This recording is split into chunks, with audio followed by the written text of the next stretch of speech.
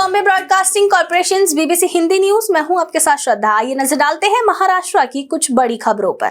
महाराष्ट्र की 264 शहरी निकाय क्षेत्रों में चुनाव हो रहा है, जिसमें से नगर परिषद, नगर पंचायत के अध्यक्ष और सदस्य चुने जाते हैं। महाराष्ट्र में स्थानीय निकाय चुनाव के लिए वोटिंग चल रही है। यहाँ सीएम देवेंद्र फडणवीस के लिए सिर्फ चुनावी चुनौती नहीं, बल्कि महायुति में दोस्ती और गठबंधन की परीक्षा भी है।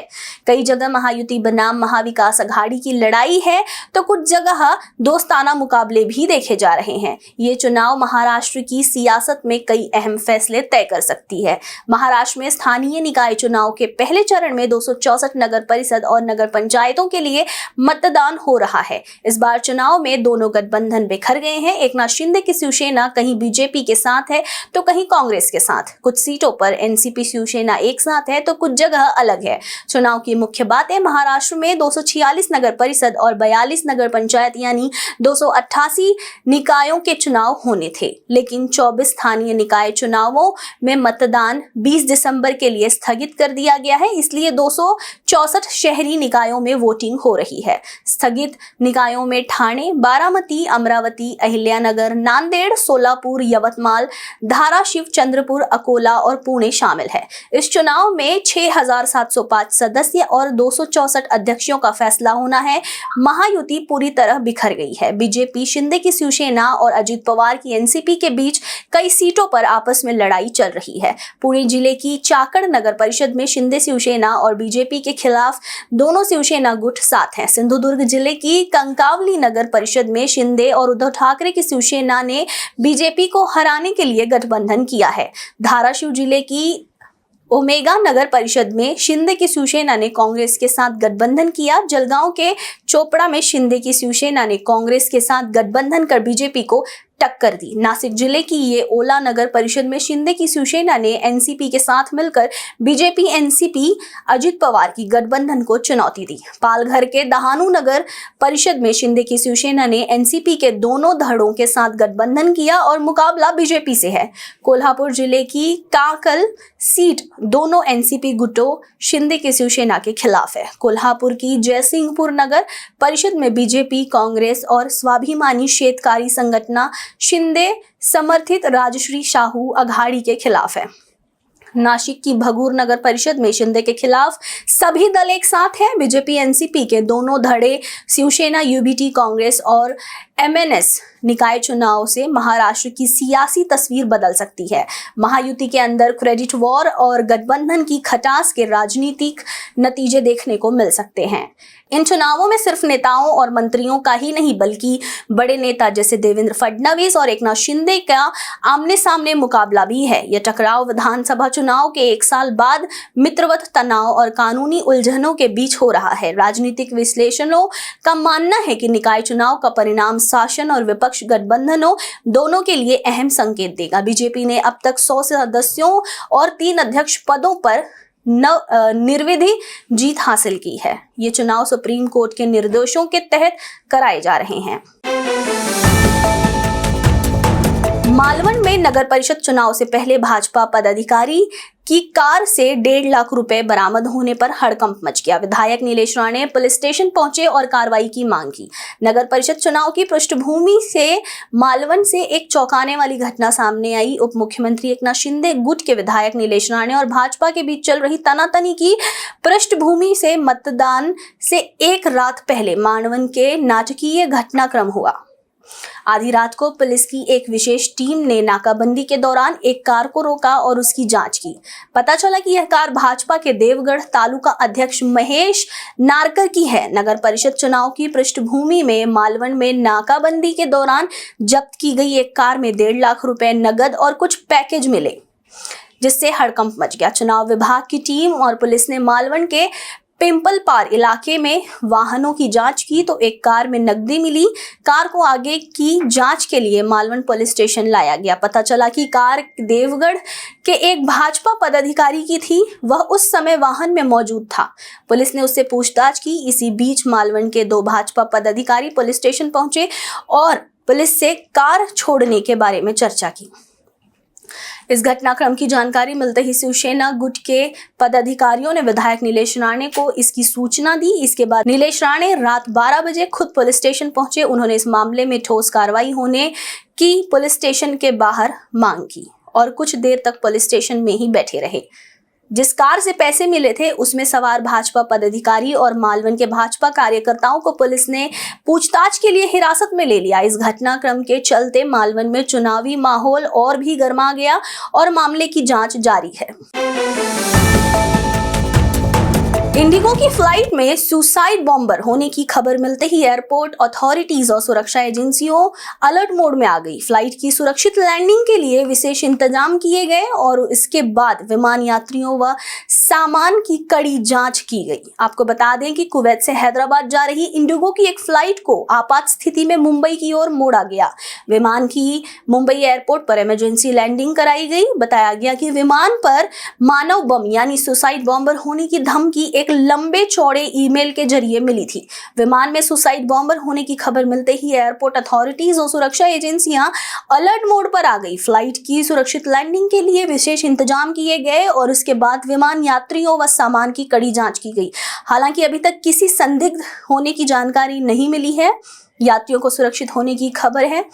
वहीं एयरपोर्ट और एयरलाइंस अधिकारी फ्लाइट्स की जांच करने तथा विमान में सवार सभी लोगों की सुरक्षा सुनिश्चित करने के लिए एजेंसियों के साथ जुटे हैं। हालांकि इंडिगो की ओर से इस विमान की इमरजेंसी लैंडिंग के बारे में कोई आधिकारिक बयान अभी तक नहीं आया। विमान में सवार लोगों को सुरक्षित निकाल लिया गया। इंडिगो की ओर से जारी बयान में कहा गया 2 दिसंबर 2025 को कुवैत से हैदराबाद जाने वाली इंडिगो की उड़ान संख्या 6E1234 के लिए सुरक्षा संबंधी खतरा बन गया था, जिसके कारण विमान को मुंबई डाइवर्ट कर दिया गया। इसके बाद प्रोटोकॉल का पालन करते हुए हमने संबंधित अधिकारियों को तुरंत सूचित किया और विमान को उड़ान भरने की अनुमति देने से पहले आवश्यक सुरक्षा जांच का पूरा सहयोग किया। हमने अपने यात्रियों की असुविधा को कम करने के लिए हर संभव प्रयास किया, जिसमें उन्हें जलपान उपलब्ध कराना, नियमित अपडेट साझा करना शामिल रहा। हमेशा की तरह हमारे ग्राहकों, क्रू मेंबर्स और विमान की सुरक्षा हमारी सर्वोच्च प्राथमिकता है। आपको लेके चलते हैं अगले खबर की ओर, जहां इमरान खान के समर्थक करेंगे प्रदर्शन। जेल में बंद इमरान खान के समर्थक आज शहबाज शरीफ सरकार के खिलाफ कड़ा विरोध प्रदर्शन करेंगे। पार्टी पीटीआई सांसद इस्लामाबाद कोर्ट के बाहर विशाल विरोध प्रदर्शन करने वाले हैं, जबकि इमरान खान की बहनें अपने समर्थकों के साथ अदियाला जेल के बाहर प्रदर्शन करेंगी। जेल के आसपास सुरक्षा बढ़ा दी गई है। पीटीआई ने अदियाल जेल प्रशासन को 6 वकीलों की एक लिस्ट सौंपी है और इमरान खान से मुलाकात का अनुरोध किया है। पार्टी ने पूरे पाकिस्तान में अपने समर्थकों से जेल के बाहर इकट्ठा होने की अपील भी की है। इन प्रदर्शनों को देखते हुए पाकिस्तान सरकार ने सुरक्षा एजेंसियों को हाई अलर्ट मोड पर रखा है। रावलपिंडी में धारा 144 लागू कर दी गई है और अदियाल जेल की ओर जाने वाले सभी रास्तों को सील कर दिए गए हैं। बढ़ते हैं अगले खबर की ओर। अप्रैल 2025 से मुंबई समेत महाराष्ट्र के अन्य शहरों में अनधिकृत तरीके से बाइक टैक्सी चलाई जा रही है। हाल ही में बाइक टैक्सी से हुए एक्सीडेंट की वजह से 2 लोगों की मौत हो गई और कई लोग घायल भी हुए हैं। इसलिए सोमवार को महाराष्ट्र कामगार सभा ने विभिन्न मुद्दों को सामने रखते हुए आजाद मैदान में धरना दिया, जिसके बाद अब परिवहन आयुक्त विवेक भीमनवार ने उन्हें आश्वासन दिया कि जल्द ही रैपिडो और उबर के मालिकों के खिलाफ FIR दर्ज की जाएगी। इस संबंध में पुलिस स्टेशन में शिकायत दर्ज कराई गई। साथ ही स्टेट के रीजनल ट्रांसपोर्ट ऑफिसर को भी आदेश दिया गया कि जहां भी रैपिडो नाम की कंपनी गैरकानूनी धंधा कर रही है, वह कंपनी के खिलाफ केस दर्ज किया जाए। फिलहाल आज मंगलवार को वह मुंबई पुलिस आयुक्त से इस विषय पर मुलाकात करेंगे। इस विरोध प्रदर्शन के अन्य मुद्दों में ट्रांसपोर्ट डिपार्टमेंट में चल रहे मिसमैनेजमेंट स्कैम की वजह से कैब और बस ड्राइवरों पर पड़ रहा बोझ भी शामिल है। इस विषय पर मुख्यमंत्री को भी पत्र भेजा जाएगा। एसोसिएशन का कहना है कि राज्य भर में एग्रीगेटर कंपनी बिना किसी रोक टोक बाइक टैक्सी चला रही है। कंपनी के खिलाफ FIR दर्ज करने के बाद भी कोई बदलाव नहीं देखा गया।